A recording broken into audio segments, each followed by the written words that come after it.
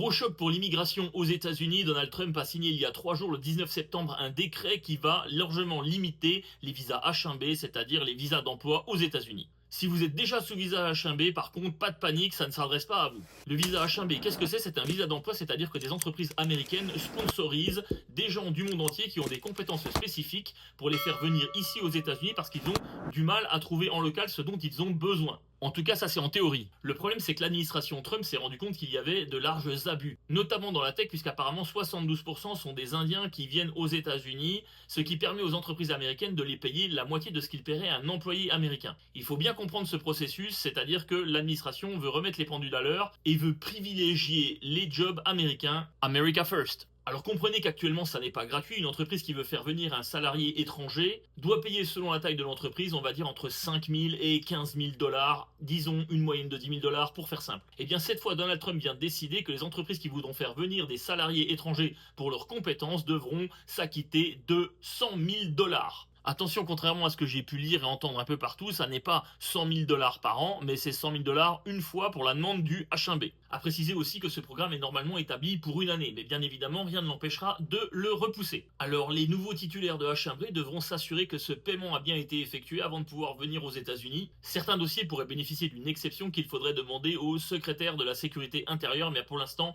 les données ne sont pas très claires sur ce sujet. Je le redis, le titulaire d'un H1B étant déjà aux États-Unis n'a rien à craindre. Je le redis, contrairement à ce que vous pourriez entendre au niveau de certaines chaînes d'information francophones, le but est de protéger les travailleurs américains, puisque si je veux faire simple, on fait venir des étrangers qu'on va payer 2 fois moins cher. Alors certes, actuellement, on payait 5 à 15 000 dollars de frais de dossier, mais une fois qu'ils étaient là, le salaire était divisé par 2. Et ce sont des gros salaires, notamment dans la tech. Cette mesure va donc être maintenant dissuasive. D'autant plus que j'ai pu lire que Donald Trump allait accompagner ça d'une régularisation des salaires, obligeant apparemment les entreprises à venir caler les niveaux de rémunération de façon équivalente sur celle des Américains. Il n'y aura plus donc d'intérêt de faire venir quelqu'un de l'extérieur, sauf si cette personne a vraiment des compétences ultra spécifiques que l'on a vraiment du mal à trouver. Et d'ailleurs, c'était le but à la base de ce visa. Je vous le redis, si vous êtes donc candidat à l'immigration, le visa d'investisseur, le visa E2 reste le moyen le plus simple, rapide et sécurisé d'immigrer aux États-Unis de façon légale. Cela fait 10 ans que j'accompagne des familles sur ce créneau. Si vous avez besoin de mon aide, je suis là. Par contre, je ne travaille que sur la Floride, principalement sur le secteur de Tampa Bay. Et bien entendu, il s'agit d'un investissement, donc vous devez avoir des fonds disponibles. Si vous avez un projet, vous pouvez m'écrire en message privé. Je vous proposerai une évaluation diagnostique de 30 minutes